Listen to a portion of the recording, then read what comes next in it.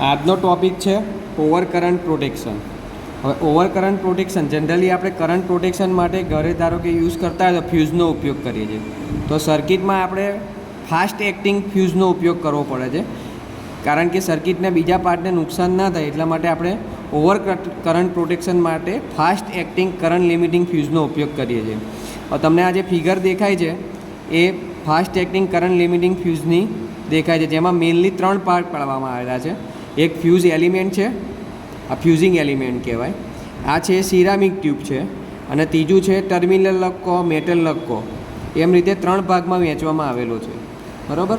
તો આ જ્યાં એસસીઆરના ઓવર કરંટ પ્રોટેક્શન માટે યુઝ થાય છે, કારણ કે એસસીઆરમાં શું હોય છે, થર્મલ ટાઈમ કોન્સ્ટન્ટ, એટલે ગરમ થવાનો સમય એકદમ ઓછો હોય છે, કે ઝડપથી ગરમ થઈ જાય. એટલા માટે ઝડપથી શું થઈ જાય છે, ગરમ થઈ જાય છે. એટલે એ ઝડપથી ગરમ થઈ જાય એટલે એની રેટેડ કિંમત કરતાં એની કિંમત વધી જાય, એટલે એસસીઆરને નુકસાન થાય છે.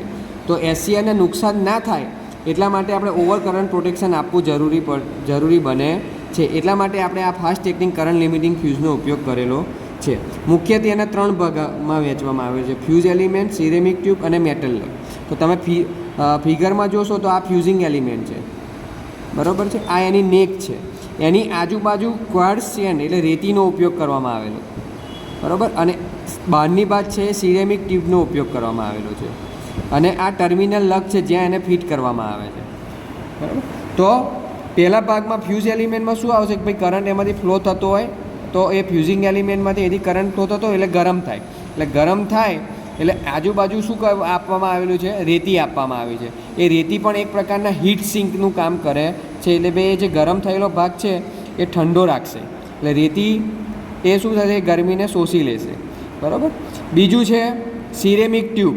તો એ આખો ભાગ જે છે એની આજુબાજુ સિરેમિક ટ્યુબનો ઉપયોગ કરવામાં આવેલો છે, એટલે તમે એ સિરેમિક ટ્યુબથી ત્યાં જોઈ પણ શકાશે તમને અંદરની બાજુ, બરાબર. અને આ ટર્મિનલ લગ વડે એને જોડવામાં આવે છે, બરાબર. હવે એની કેરેક્ટરિસ્ટિક કઈ રીતની આવે છે, તો તમે એની કેરેક્ટરિસ્ટિકમાં જોશો તો એની કેરેક્ટરિસ્ટિક આ રીતની આવે છે, બરાબર. હવે ધારો કે તમે સર્કિટમાં ફ્યુઝનો ઉપયોગ નથી કરેલો, તો ફ્યુઝનો ઉપયોગ નથી કર્યો તો થશે શું તમારે કે 0 ટાઈમે તમે અહીં જોશો તો 0 એટલે ઓ, અહીંથી ધારો કે ઓ એ ડી.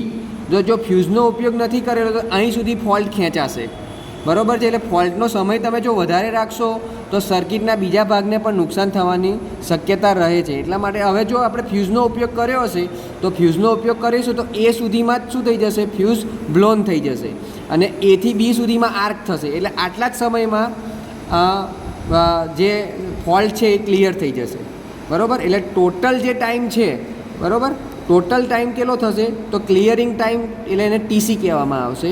તો TC is equal to TM plus TA, બરાબર. ટીએમ મતલબ શું થશે, એ મેલ્ટિંગ ટાઈમ કહેવાશે, એટલે ફ્યુઝ જે મેલ્ટ થાય છે અને એના પછી આર્ક થાય છે તો આર્કિંગ ટાઈમ કેટલો કહેવાશે તો કે ટીએ થશે. એટલે ટોટલ ક્લિયરિંગ ટાઈમ કેટલો થયો તો કે ટીસી બરાબર ટીએમ પ્લસ ટીએ, બરાબર. તો આ રીતે આખી ફાસ્ટ એક્ટિંગ કરંટ લિમિટિંગ ફ્યુઝની ટાઈમ કરંટ કેરેક્ટરિસ્ટિક બતાવે છે આ ફિગર. એટલે એક્ઝામ પોઈન્ટ ઓફ વ્યૂ તમને વધારે માર્કમાં પૂછે તો તમારે આ કેરેક્ટરિસ્ટિક ડ્રો કરવી પડશે.